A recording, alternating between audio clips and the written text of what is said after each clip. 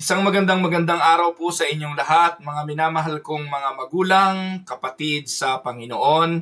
Ito po ang inyong lingkod, si Pastor Ruel Camya po, mula po dito sa Winnipeg, Manitoba, Canada, para po sa ating pag-aaral ng Salita ng Diyos ngayon pong umaga. Welcome po sa Tinig ng Pag-asa. Sa araw pong ito, araw ng Thursday, ang atin pong pag-aaral ay pinamagatan ko pong How to Help a Suffering Friend.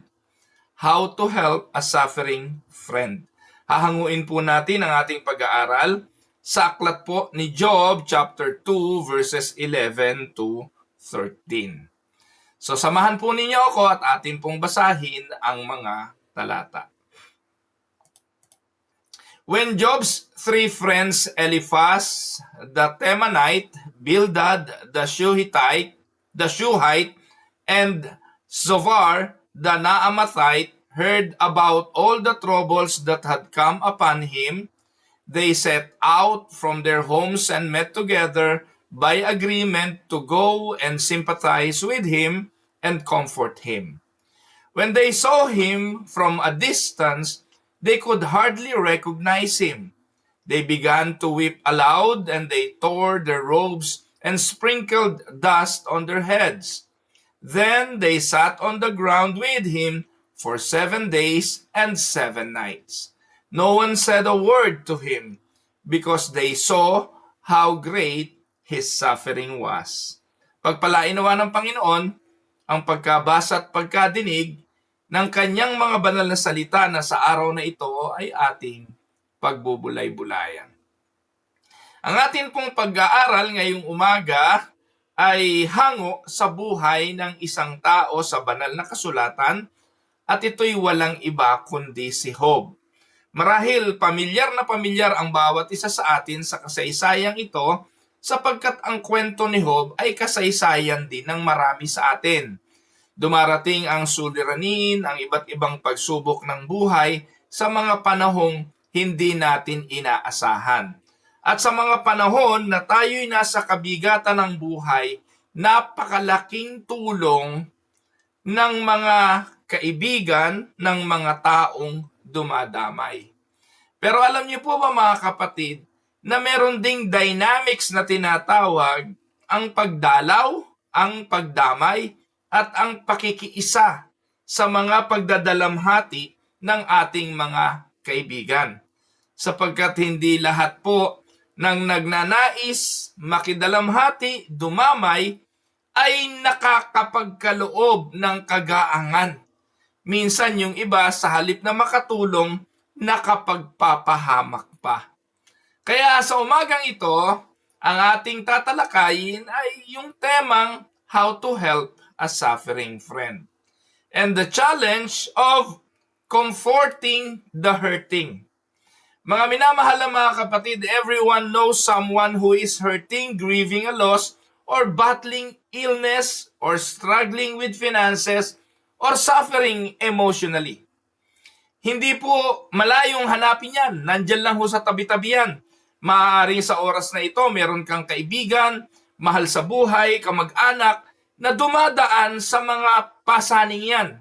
Whether physical illness or grieving a loss of a loved one, o kaya ay nanggaling sa breakup ng relationships, o nag-i-struggle sa finances, o ano pa mang uri ng emotional suffering. Tayo po na mga tao na malapit sa mga kaibigang ito, we want to help. But we're not always sure how. Gusto nating dumamay, hindi natin alam paano sisimulan. Gusto nating tumapik ng balikat, minsan nag-aalinlangan tayo kung tama ba yung ating gagawin o ating sasabihin. Alam niyo po, sometimes in our efforts to comfort, we can unknowingly make things worse. May mga pagkakataon na sa ating pagtulong, sa halip na nakatulong tayo, nakasama pa. Sa araw na ito, we learn from the story of Job and his three friends, si Eliphaz, si Bildad, at saka si Zophar, kung anong dapat gawin at kanong hindi dapat gawin when helping a suffering friend. Tandaan po ninyo mga kapatid, ako po ay nasa ministeryo din ng counseling, nasa ministeryo din ng pagdamay, nasa ministeryo ng pakikipagkasundo o pagtulong para magkasundo ang mga nagkakaroon ng suliranin sa relationship. Pero hindi ko po nagagarantihan na every time na ako po'y dadamay, tutulong para mag-ayos, ay naaayos ko yung problema. Minsan nga ho, pakiramdam ko, nakatulong ba ako o nakasama pa? Kaya mahalaga na sa atin bilang mga mananampalataya ay nauunawaan natin ano ba yung mga do's and don'ts sa mga pag-comfort o sa pagbigay ng comfort sa ating mga kaibigan. And maybe some of you right now ay nasa sitwasyon na may kaibigan, may mahal sa buhay, o merong mga lumalapit sa inyo na nangangailangan ng tulong. Ano ang dapat nating gawin? Now, before we proceed to our lesson for today, let us go to the context of the book. Ano ba yung aklat ni Job? Ano ba ang konteksto ng aklat ni Job? Sinimulan po ang aklat ni Job sa pagpapakilala sa atin ng ating bida. Wala naman pong bida sa istorya kundi ang Diyos. Amen? At isang araw, nakita ng Diyos si Satanas. Sabi ng Diyos kay Satanas, saan ka galing, Satanas?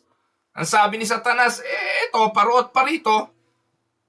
Nagaling ako sa lupa. So ang sabi ng Diyos kay Satanas, di nakita mo yung aking lingkod na si Job.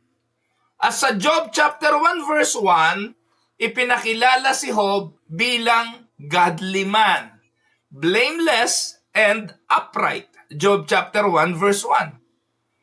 Pero alam niyo po ba, sa kabila na ang taong ito'y matuwid, naglilingkod sa Diyos, at ito'y blameless, walang masabi yung kanyang mga kapitbahay. Hindi, yung pong blameless, it doesn't mean perfection. Ano po? Huwag niyo ipagkakamali. Kapag sinabing blameless, ibig sabihin yan, walang maipintas yung kanyang mga kapitbahay. Matuwid ang kanyang pamumuhay at hindi siya maihabla o maakusahan sa isang bagay na masama. Kaya ito ang pagpapakilala ng Diyos kay Job. Pero sa kabila nito, God allowed Satan to test him through great suffering.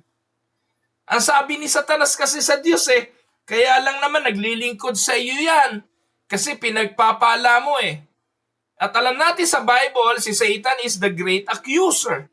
He accused all of us, the believers, the Christians. Accuse us of not being faithful.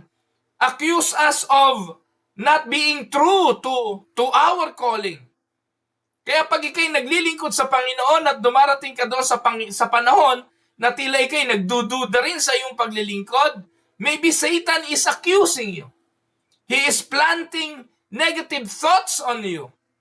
At sa pagkakataong ito, makikita natin dito yung isang katotohanan na si Satan hindi siya omniscient. Ibig sabihin, hindi siya all-knowing. Hindi niya alam ang iniisip ni Job. Hindi niya alam ang katapatan ng puso ni Job. Pero dito makikita natin yung makapangyarihang Diyos, batid niya ang lahat, alam niya kung totoo o hindi ang paglilingkod ng kanyang mga lingkod, kaya ang sabi niya kay Satanas, sige, subukin mo. Pero wag mo lang siyang sasaktan.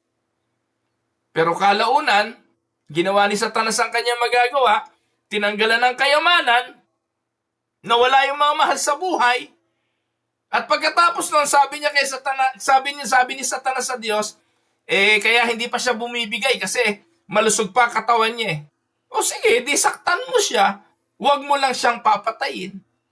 And everything that Satan can pull on his sleeves, ginawa niya para kay Job. No? Wealth, loss of wealth, death of children, painful and physical affliction, name it. Nangyari po yun. At sa oras na yon, dumating ang kanyang mga kaibigan to comfort him. Mababasa natin yan sa talatang ating binasa kanina sa Job chapter 2, 11 to 13. But their attempts eventually caused him greater pain than good. And this book of Job teaches us not only about God's sovereignty in suffering, but also offers practical wisdom in walking with others through pain.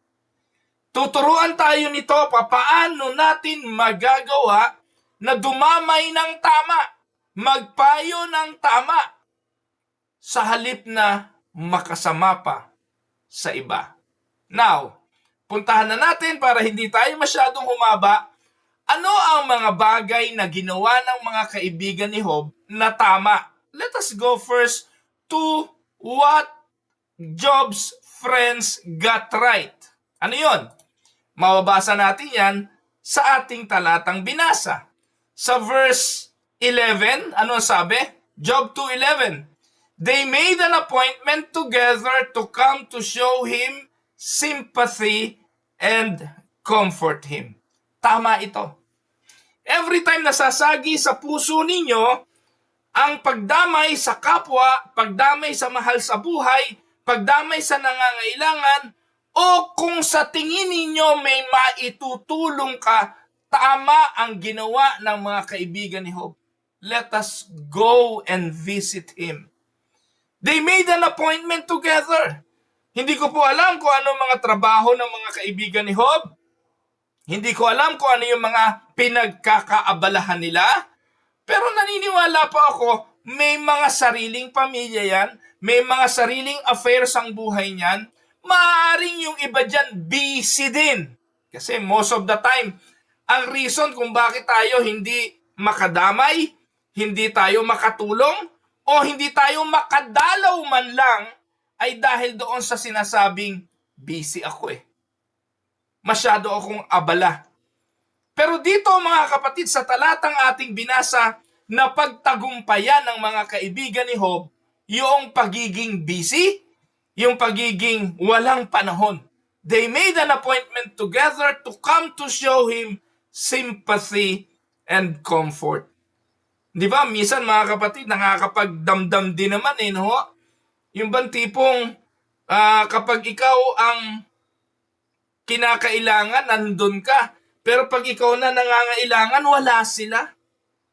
Yung kapag kailangan ka, isang tawag ka lang, pero pag ikaw tumatawag, wala sila. Di ba masakit nga sa kalooban?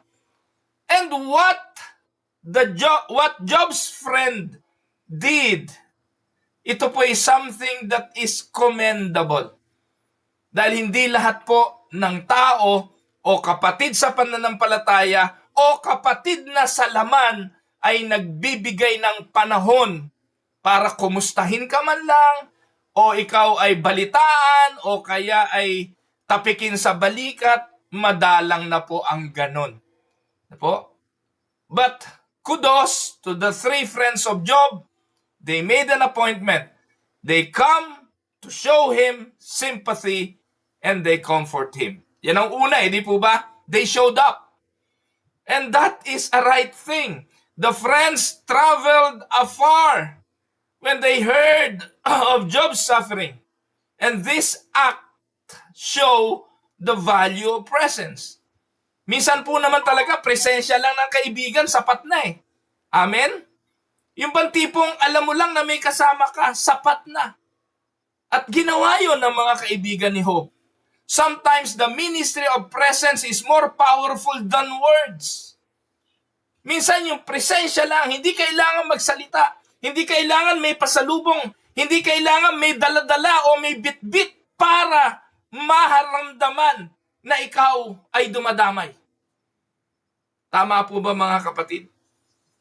And they showed up. The second thing that these three did, they wept with him. Nang nakita nila si Job, no, nagdamdam sila. Tumangi sila. They tore their robes. They wept aloud. And they sat on the ground with him. 7 days and 7 nights. Walang nagsalita, walang kumibo. Umupo lang silang katabi ni Job. Ini-imagine ko mga kapatid yung 7 araw na walang kibuan. 7 araw, 7 gabi, nandun lang sila sa tabi ni Job. Hindi ho madali yun, mga kapatid. Meron pong dumadalaw, ramdam mo na nagmamadali eh. Yung hindi pa umiinit ang usapan, gusto na umuwi. Maraming ganun eh, no? Alam ko, naiintindihan ko naman yung business ng buhay eh. Kaya ito, paalala ko to lagi sa mga deacons, sa ng church. No? Yung pag kayo dadalaw, gawin yung sincere yung pagdalaw. Hindi yung iniraraos lang ninyo para may maiulat. Hindi, daming pastor na ganun eh.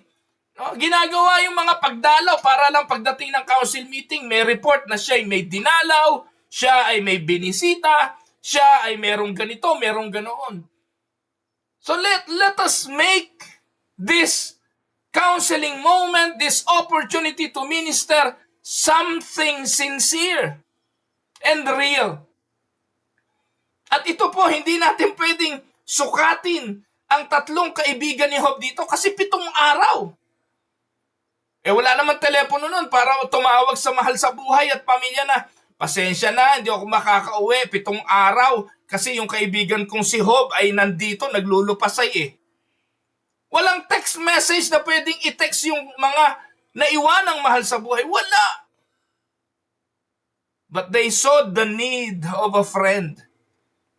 They tore their robes. Winasak yung kanilang kasuotan. Tumangis ng malakas at naupo sa lupa bilang tanda ng pagpapakumbaba at pag-aayuno.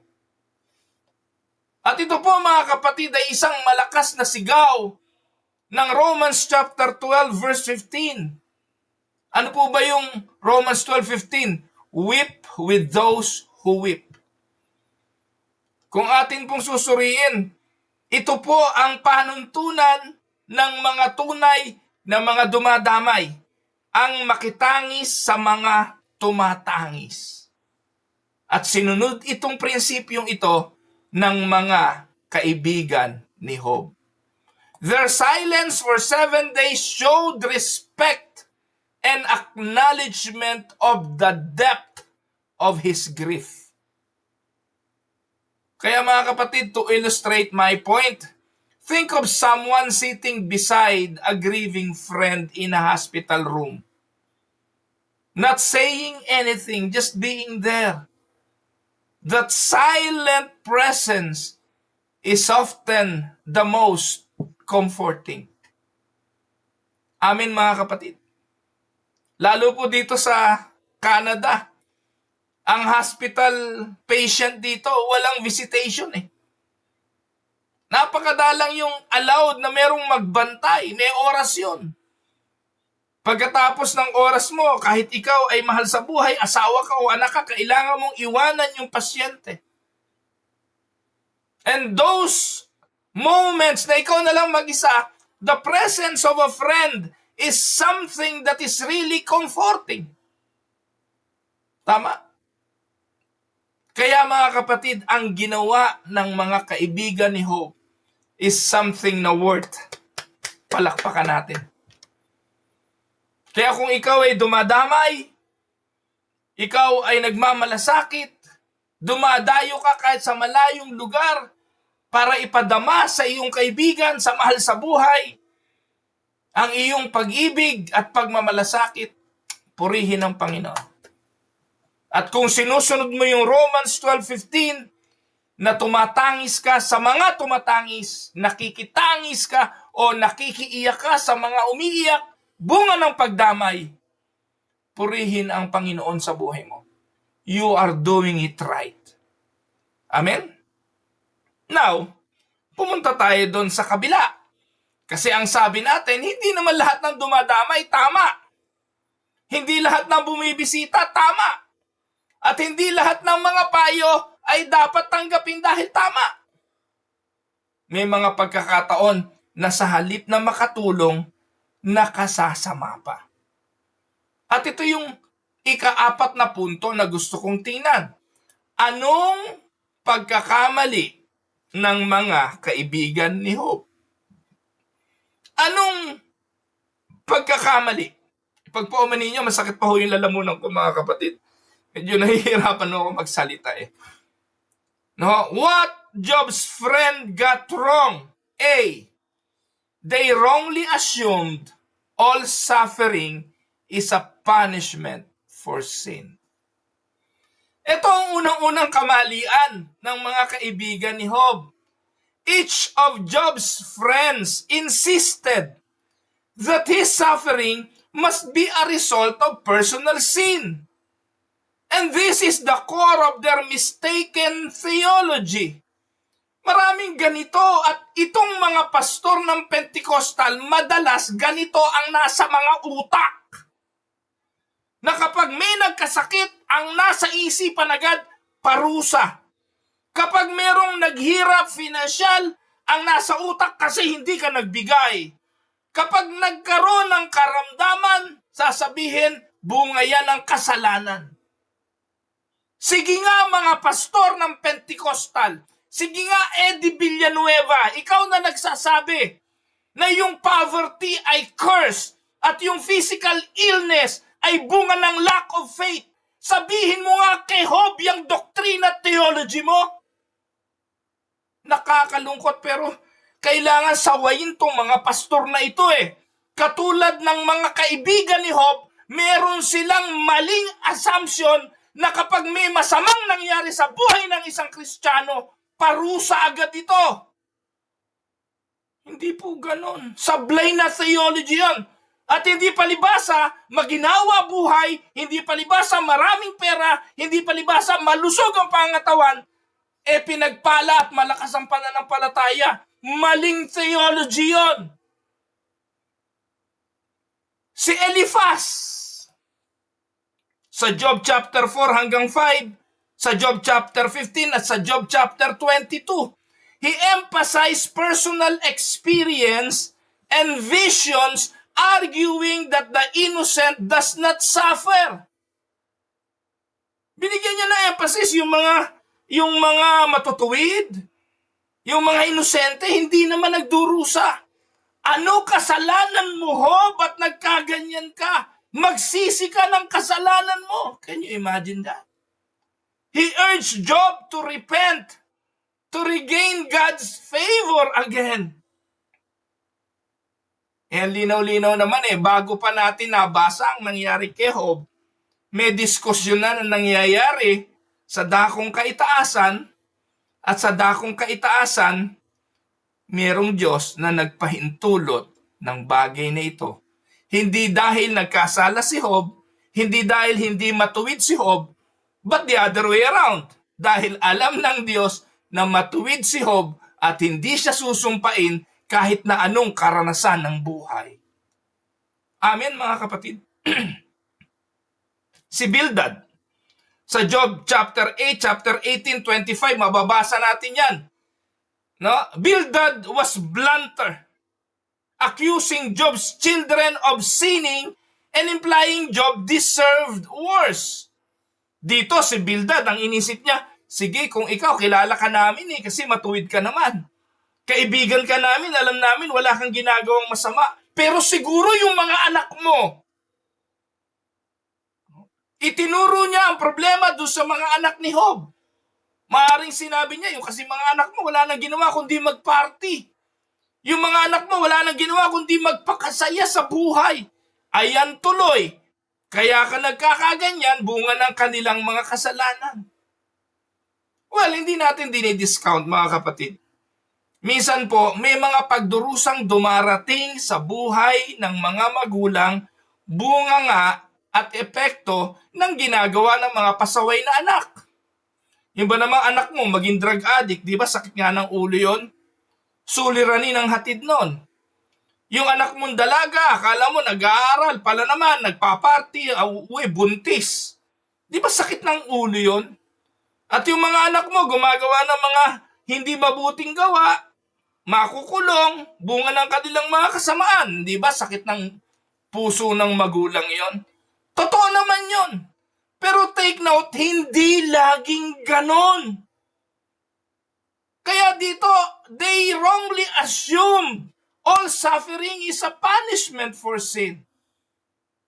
What about Zophar? Itong si Zophar, siya ay mas harshest He insisted Job must be hiding wickedness. Oo, Job, kaibigan ka namin. Tama si Bildad. Baka wala kang kasalanan. O baka hindi naman ikaw talaga may gawa. Pero, Job, siguraduhin din natin kasi di naman tayo 24/7 magkasama. Baka may itinatago ka na hindi namin alam. You must be hiding wickedness among us. And he even said Job deserved more punishment than he deserved, than he received. Baka may tinatago ka pang kasalanan, Job, hindi titigil yan. Lalo pang dadami ang parusa hanggat hindi mo ipinahahayag ang iyong mga kasalanan. Tama mga kapatid? But in Job chapter 1, Job is described as blameless and upright. And in Job chapter 1 and 2, God Himself declares that Job's suffering is not due to any sin. God Himself, spoke the word. Kaya itong prosperity mindset, prosperity gospel is both false and damaging because it ignores the mystery of divine providence. Kaya napakadelikado niya, kaya pag nasa simbahan ka ng mga prosperity preacher, nasa JIL ka, nako, delikado kaluluwa mo. Papaniwalain ka sa puro saya, puro ligaya, puro emosyon, puro pagpapala na hindi naman totoo.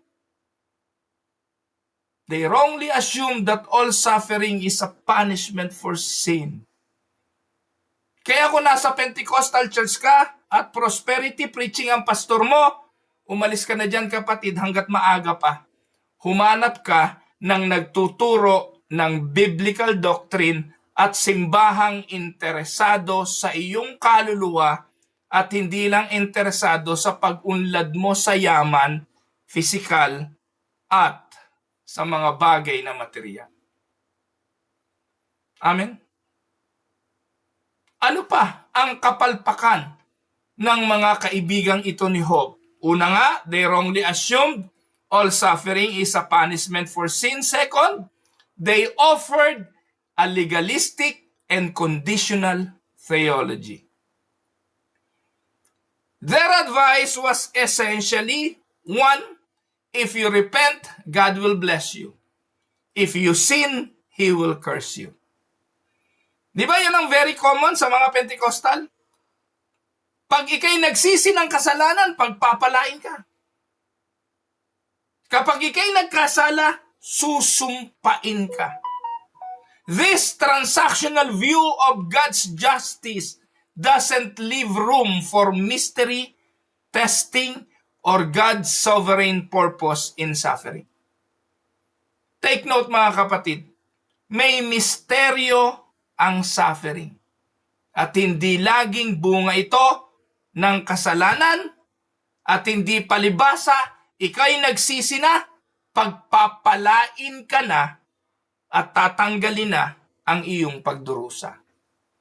And one clear example of this is no other than but the Apostle Paul. Amen mga kapatid. Hindi naman dati naiintindihan ni Apostol Pablo bakit meron siyang tinik sa laman. Kaya kung ang pastor ay Pentecostal, pakipaliwanag nga po ang nangyari kay Job. Pakipaliwanag din po ang nangyari kay Saint Paul, na kung saan nagkaroon siya ng karamdaman, inihingi niya ng tulong sa Panginoon na tanggalin ang karamdaman para mas magawa niya ang ministeryo ng may kalusugan ng pangangatawan. Pero anong mystery? Hindi ito tinanggal. 3 times niya itong idinalangin sa Panginoon. Pero hindi tinanggal. Kalaunan, si Apostol Pablo na rin ang nag-conclude na kaya pala hindi pinahintulutan ng Diyos na matanggal ang tinik sa laman ay upang huwag siyang magmalaki. There is a mystery in every trials. Minsan di natin alam, hindi inire-reveal ang dahilan. Pero dapat tayong magtiwala na ang ating Diyos hindi nagkakamali. Kung hindi man niya tayo paginhawahin, kapatid, kung hindi ka man yumaman katulad ni Uriel Balano, na hindi ka magkakotse, sasagasaan ka ng may diferensyang obispong ito ng G12, okay lang, manindigan ka sa katotohanan na ang kayamanan ng sanlibutan ito makamit mo man kung ikapapahamak ng iyong kaluluwa, mainam na ang na kay Kristo kahit may pagdurusa. Amen? May testing of the faith. Pero naniniwala ho tayo, may mga bagay na ginagawa ang Diyos na hindi natin naiintindihan. Hindi dahil pinaparusahan tayo, kung hindi merong kaluwalhatian ng Diyos na kailangang maitaas. Amen? So, it contradicts the truth that the righteous may suffer and the wicked may prosper. Psalms 73. Kung babasahin niyo yung psalm na yan, nakita po ni Haring David na yung mga makasalanan, sila yumayaman. Amen? Kaya nga mahirap pumasok sa kaharian ng langit yung mga mayaman. Bakit? Inire-represent po mga kapatid yung idea na marami ang yumayaman, bunga ng kawalanghiyaan, pagnanakaw, pangangamkam, at kung ano-ano pa. Hindi ko po sinasabi palibasa mayaman magnanakaw, hindi. Pero yung idea po na yung mga mahihirap na Kristiyano ay pinaparusahan at pag ikay mahirap at may karamdamang Kristiyano, ikaw ay curse. Hindi ho ganun. At pag ikay umaasenso, pag ikay yumayaman, ikay pinagpapala. Mali pong theology. Kasi if you're going to look at many wealthy people of today, ano makikita natin? They are non-believers. And even during the time of the Lord Jesus Christ, yung mga mananampalataya persecuted. Sila'y mahihirap. Ibig bang sabihin? Anong ibig sabihin nun? Sila po ay pinaparusahan ng Diyos. Sablay ang mga theology ng mga kaibigan ni Job. They offered legalistic and conditional theology. Ano yung conditional theology? Kapag ikaw ay nagsisi, pagpapalain ka. Kapag ikaw ay nakagawa ng kasalanan, ay susumpain ka. Hindi ho laging ganun. Amen mga kapatid.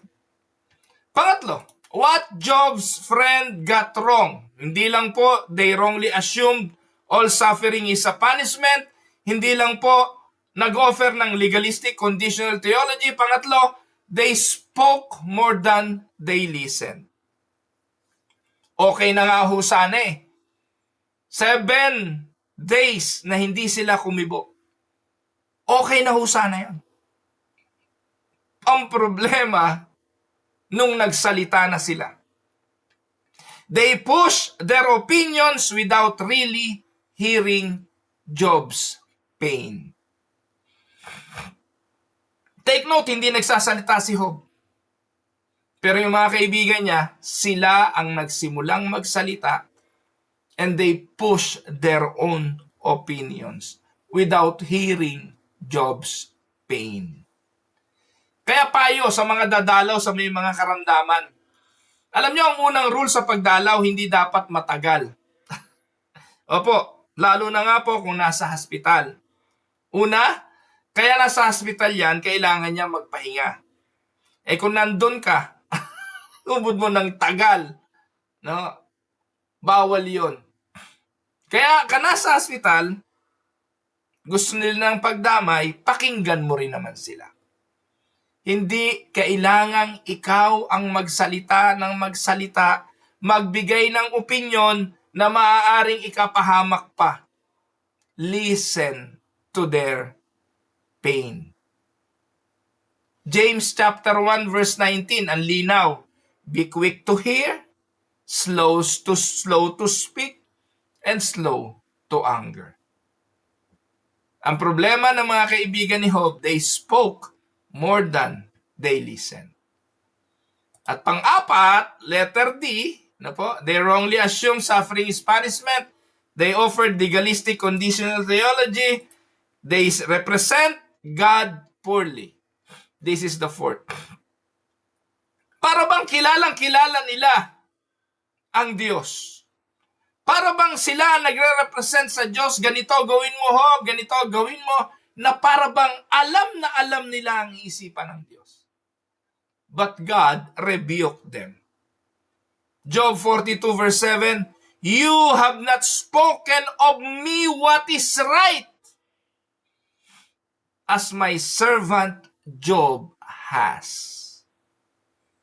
Even when we mean well, misrepresenting God's character can wound those already suffering. Yung lagi mo sabihin, tama lang yung nangyayari sa'yo. Kasi baka may kasalanan kang ginawa. Gaano kasakit yun sa tao? Let us look at the summary of their wrong advice. Here are the summary of their wrong advice. Ayan, nangyari. Ay, nawala. Ayan. Si Eliphaz, suffering is always the result of personal sin. Si Bildad, you and your children must have sinned to deserve this. Si Zophar, God is punishing you less than you deserve. So repent. Nakuha niyo mga kapatid? Those are wrong advice. So,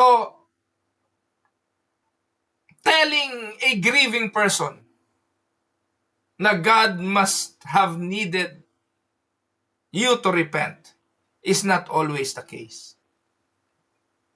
Minsan po, hindi naman talaga bunga ng kasalanan. Kailangan lang nating magbigay ng comfort at kailangan lang nating magpadama ng ating pagmamahal. Isa example niyan halimbawa, may isang mag-asawa na nananalangin na magkaroon ng anak. Pagkatapos, nasa sinapupunan pa lang, nalaglag na yung baby. Tapos, eto ka naman, wala kang kamuwang-muwang, wala kang alam kung anong nangyari. Then, pasok ka, sasabihin mo, ay naku, kaya siguro kinuha ni Lord yung baby kasi kailangan niya ng another angel. Di ba, ang sarap batukan? Una, sablay na yung doktrina na ang tao ay nagiging anghel. Hindi po yun totoo. Ang gandang pakinggan. Parang ang sarap paniwalaan na kaya kinuha yung baby namin kasi kailangan ng Diyos ng anghel.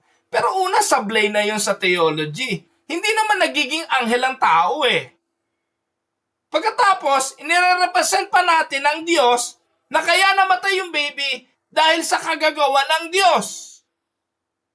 Magdadagdag yun ng lungkot at pagkagalit sa Diyos. Kaya pag hindi sigurado, i-zipper ang bibig. Pinakamaganda ron, ipanalangin na lang yung dinadalaw. Kasi sa mga pagsasalita, nang wala namang alam sa theology, hindi alam ang doktrina, magpapahamak ka pa. Kaya ngayon sa social media, makakakita kayo yung mga influencer, yung mga preacher, ang dami po. Kung ano-ano mga pinagsasasabi. Minsan matatawa ka na lang Ang daming mga followers, pero minsan yung mga pastora pa no? Mga babae pa. Kala mo gaganda na sinasabi, pero theologically sablay. Palibasa ang mundo, ang gusto lang marinig, yung mukhang maganda. Kagaya na, halimbawa, ay naku, yung baby mo nasa langit na, angel na. Di ba ang ganda nga pakinggan para sa tao? Pero in reality, bakit ginawang angel? Di po ba? Now, puntahan na natin. Anong matututunan natin mga kapatid sa kasaysayang ito? What we can learn about helping a suffering friend. Una, be present without pressuring. Just show up. Do not rush to fix or explain. Hindi ikaw ang magtatama, hindi ikaw ang magtutuwid, hindi ikaw ang magsasaayos. Job's friends started well by sitting with him. Kung gano'n na lang ang ginawa nila, pagkatapos umuwi na sila, mas okay pa. Kaya, be present without pressuring. Second, listen more than you speak. No? Pwede namang magtanong, but ask an open-ended question. Like, how can I pray for you? Or what do you need today? Di ba dapat ganun? Paano ako makakatulong? Hayaan mong manggaling sa Kanya. Anong gusto mong ipanalangin ko sa iyo? Do not pray na as if you have the control. Do not pray na as if you have the power. Tigilan nyo mga pastor yung kayabangan ninyo na kapag nag-pray na kayo, napatungan nyo ng kamay, nag-declare kayo, giginhawa na yon. You are giving false hope. Kaya ako po, lagi ko po sinasabi pag dumadalaw ako magtiwala po tayo sa Panginoon, hingin natin ang Kanyang kalooban.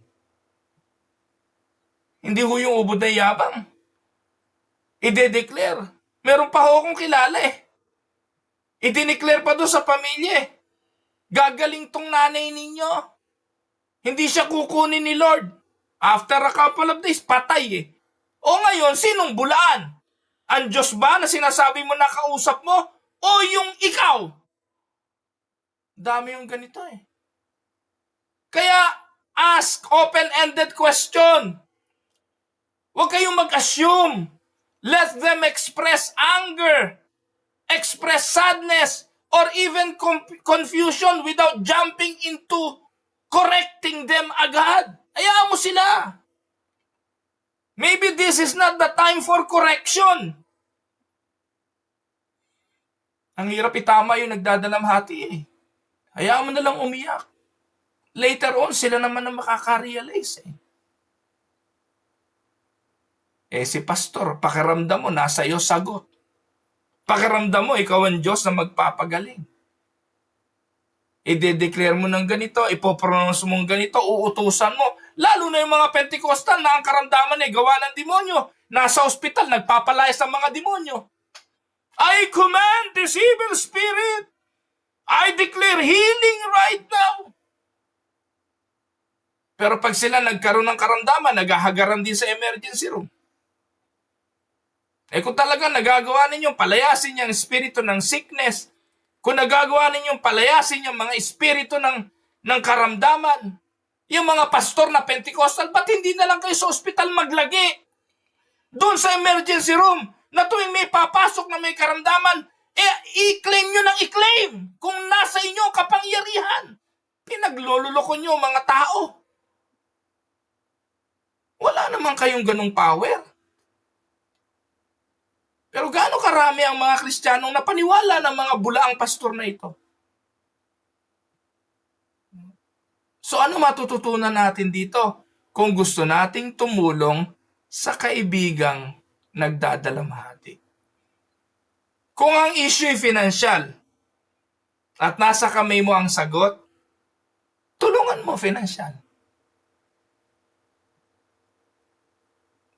Pero kung wala sa'yo, ipanalangin mo. That is the only thing that you can be good of. Listen more than you speak. Ito yung pangatlo. Pray o avoid simplistic explanation.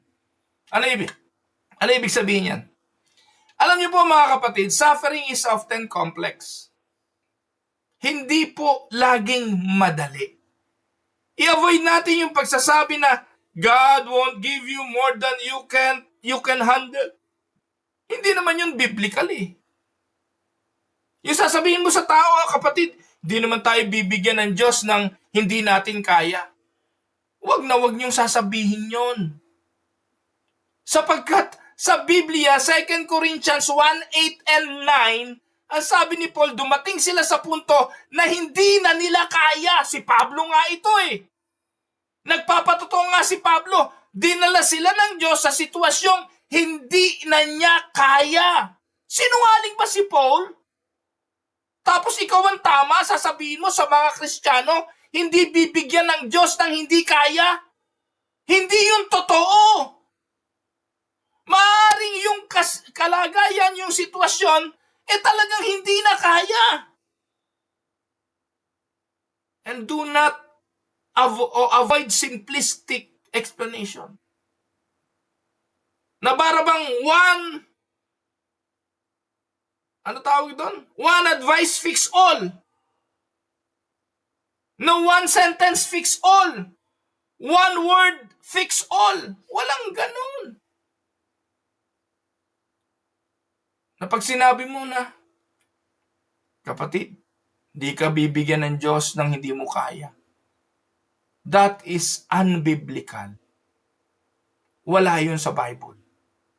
Ang nabasa ko sa Bible, bibigyan tayo ng Diyos ng hindi natin kaya para sa Kanya tayo magtiwala at umasa. Amen? Kung nagtataka kayo, bago na po yung setting ng pag naitaas ko kamay ko, yung aking camera, nagtitrigger. Mali pala. Yan. Di ko pala dapat itataas ang kamay. Yan, lumili ko yung camera ko tuloy. So, avoid simplistic explanation. At pang-apat, pray with and for them. Intercede for your friend as Job later prayed for his. No? Lulumaon si Job pa nanalangin sa kanyang mga kaibigan. Even if you don't understand their pain, take it to the one who does. That is the only thing we can do. Ipanalangin natin ang ating mga kaibigan. Panalangin natin ang ating mga mahal sa buhay o yung nagdurusa. At pinakahuli, trust God's sovereignty in their suffering. Amen, mga kapatid? Kung may mga karanasan kayo, nakaka-relate kayo, share nyo po. Type nyo po sa comment, babasahin ko later on. Kung may mga kilala kayo, mga pastor na kagaya ng mga binabanggit ko rito, pangalanan nyo, sasabihan natin para magsitigil. No? Claim and claim, declare and declare, na akala mo marunong pa sila sa Diyos. So, yun po mga kapatid. Let us encourage hope in the sovereign, loving God who sometimes permits suffering for purposes we cannot see. Dito papasok yung Romans 8:28. No? All things work together for good to them who love the Lord, who are called according to His purpose. May layunin siya, hindi natin alam. Kung anong ginagawa niya, minsan clueless tayo. Wala tayong dapat gawin, kundi to trust God's sovereignty in suffering. Amen? Now, ano yung gospel in suffering? Ano yung makikita nating mabuting balita sa pagdurusa? Ultimately, we look to Jesus, which is the true man of sorrows. Isaiah 53, verse 3, who entered our suffering and bore it on the cross. Si Jesus nga, dinanas yan eh. Amen? Si Jesus nga doon sa Gethsemane, nanalangin eh. Nakikiusap siya, may this cup pass before me, but, yung pong maganda eh, but not my will, but your will be done. Sa buhay natin, kung dadaan tayo kagaya ni Hope, ang panalangin dapat gawin, Lord, kung pwede lang, sana tumigil na ang pagdurusa. Lord, kung pwede lang, guminhawa na ang aking pakiramdam. Lord, kung pwede lang, sagutin mo na po yung aking pangangailangan. Hindi masamang dalangin yun. Kung pwede lang. But not my will, but your will be done. Amen? Tandaan, God is our perfect friend in suffering. Kasi dinanas niya yon. And we are called to reflect His compassion. Amen? Huwag niyong kalimutan, sa puntod ni Lazaro, si Jesus ay tumangis. John chapter 11. Even though He was about to raise him, He wept. Why? Because He cared deeply and he entered into grief with others. Yan ang ating Panginoon. So, in conclusion, Job's friend began well. With presence and sympathy, they did well. But went wrong when they prioritized their theology over Job's pain. Amen? So let us be friends who walk gently, listen deeply, and trust God fully when others suffer. So kung gusto ninyong gamitin ang materials na ito sa inyong mga small group, sa inyong mga pag-aaral, Bible study, here are some reflection questions. When have you felt most comforted in a time of suffering? What did that person do that helped? 2. Have you ever unintentionally caused more pain when trying to help someone who was suffering? What would you do differently now? 3. How can you grow in becoming a more compassionate and Christ-like friend to those who are hurting? And the last, do you trust that God is at work even when His purposes are hidden from you? Amen? Mga kapatid, ako po ang inyong lingkod, si Pastor Roel Camia po, mula po dito sa Winnipeg, Manitoba, Canada, para po sa ating pag-aaral ng salita ng Diyos ngayong araw, dito po sa Tinig ng Pag-asa. Pagpalain po kayo ng ating Panginoon Diyos.